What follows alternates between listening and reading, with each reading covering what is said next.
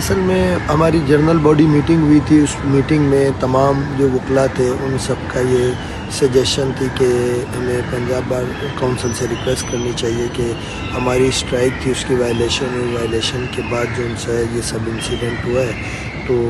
At least وہ ان کے ممبر تھے وہ یہاں آئے تھے تو ان کو ہماری باہر کی جو اسٹرائک تھی اور خاص طور پہ وہ ایک بڑے اہم ایشو پہ تھی. ہمارا ممبر ہے نصیر کلوڑو,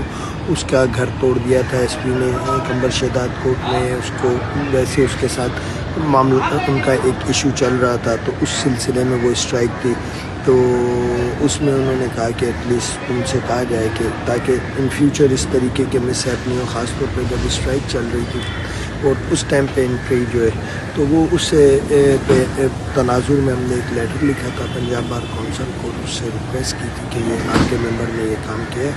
انہوں نے اس چیز کو جو ان سے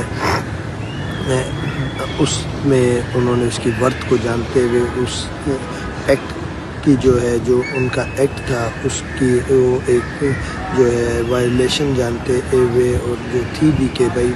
جو وکلاء کا ایک یونٹی ہے اس سب میں وہ ایک پازیٹیو میسیج نہیں تھا تو انہوں نے ان کا لائسنس جو ہے سسپینڈ کیا.